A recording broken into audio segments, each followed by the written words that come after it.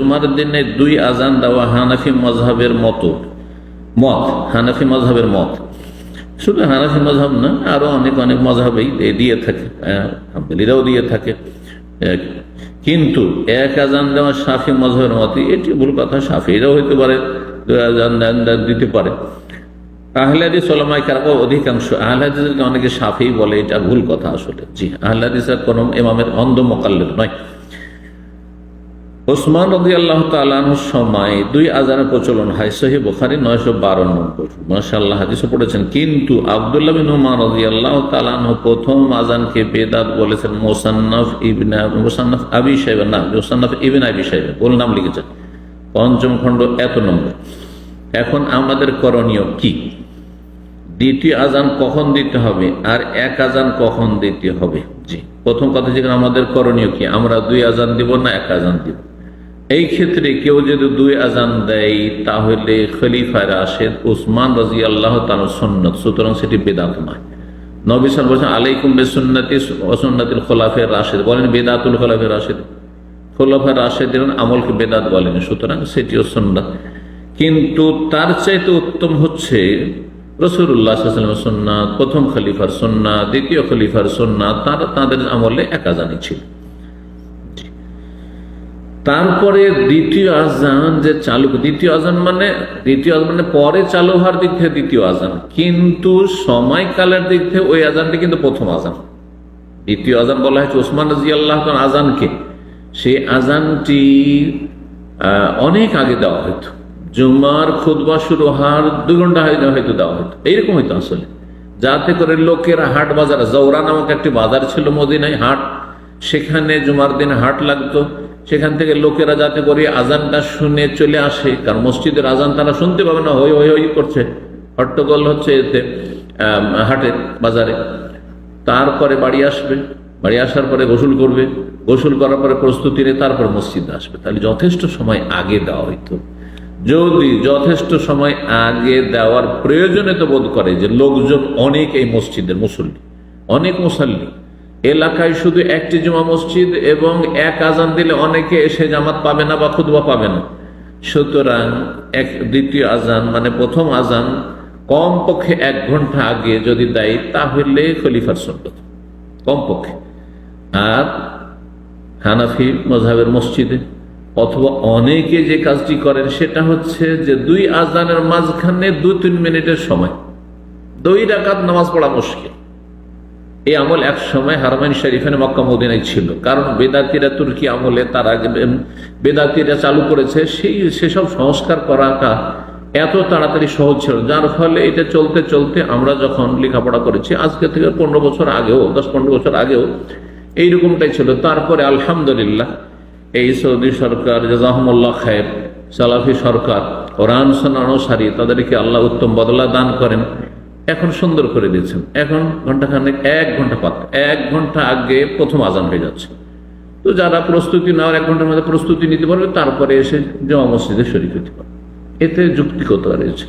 এবং এইটি হচ্ছে উসমান রাদিয়াল্লাহু তাআলা আনহুর সুন্নাত যদি বলা হয়। কেউ যদি একটি আজান শুধু দেয় যে প্রয়োজন নেই, আসলে ছোট মসজিদ অথবা মেলা মসজিদ, আজকাল যেমন একই গ্রামে কয়েকটা জমা মসজিদ, তারপরে আজান শুনতে পাচ্ছে সব, আর তারপর টাইমও জানছে, মানুষের কাছে আমার কাছে গড়ি আছে বা টাইম টেবিল জানছে, তাহলে প্রয়োজনই নাই, 1 আজান দেয় যথেষ্ট। আর যদি 2 আজানের প্রয়োজনীয়তা বোধ করে তো 2 আজান দেওয়া বিদআত নয়, জায়েজ, দিতে পারে। কিন্তু ওই 5 মিনিট 10 মিনিটের ব্যবধানে দেবে, 1 আজান দিল, আর সেই আজানটি আবার কোথায়, মেনারাতো না, বাইরেও না, হ্যাঁ, যাতে করে দূরের লোকেরা শুনে, বরং একবারে মেম্বারের নিচে মসজিদের ভিতরে 2টোই আজান, তো লাভটা কি? যে আজানটি পরে দেয় খুতবার সময় একেবারে মেম্বারে, খতিবের সামনে, ওই মেম্বারের সাথে লাগা, ওই জায়গায় আজান দেয়, আর একেবারে আস্তে ধীরে আজানটা দেয় হানাফি মসজিদে। এই আজানে ফায়দা কি হলো? মসজিদের বাইরে আওয়াজ যায় না, একামতের মতো। সুতরাং এগুলো সব বিদআতি তরিকা, আসলে সব বিদআতি তরিকা, ঠিক না? বাকি থাকলো মুসান্নাফ ইবনে আবি শাইবাতে আব্দুল্লাহ বিন ওমরের কথা রয়েছে যে তিনি বলেছেন এই উসমান রাদিয়াল্লাহু তাআলা আজান যে 1-2 ঘন্টা আগে দেওয়া হতো সেটা কি বেদাত বলেছেন। শুধু তিনি বলেননি, আলী বিন আবি তালিব আরো কয়েকজন সাহাবায়ে কেরামকে বর্ণিত, তারা এটিকে বেদাত বলেছেন। এই বেদাত তাহলে কি তারা উসমান রাদিয়াল্লাহু তাআলা আমলকে বেদাত বলেছেন? আসলে কি এটা বেদাত শরঈ বেদাত? হ্যাঁ, এটা শরঈ বেদাত না, এটা হচ্ছে আবিধানিক বেদাত।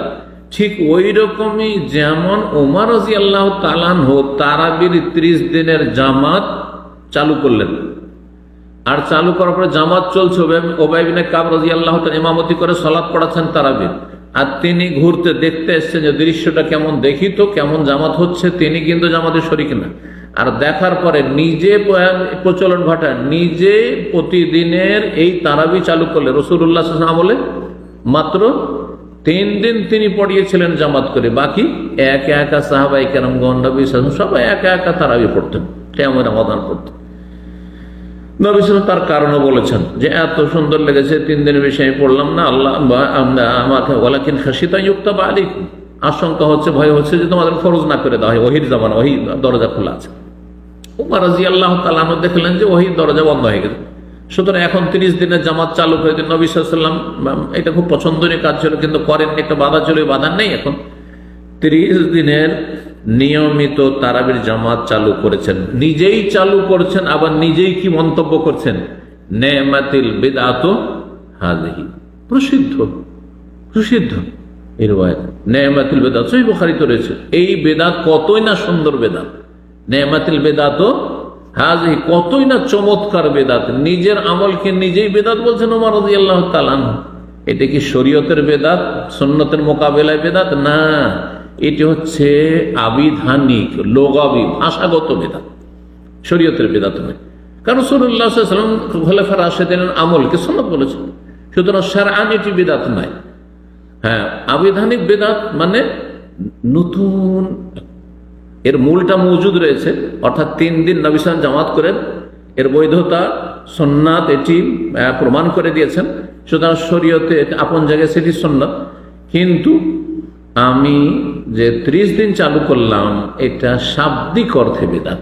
শাব্দিক অর্থে যেহেতু 30 দিন আমি চালু করলাম, এটা বেদাত, এটা শরীয়তি বেদাত নয়। ঠিক ওই রকমই সাহাবায়ে কেরামগণ যে উসমান রাদিয়াল্লাহু তাআলা আযানকে বেদাত বলেছেন, সেটাও ভাষাগত বেদাত বা আবিধানিক বেদাত, সেটা শরঈ বেদাত নয়।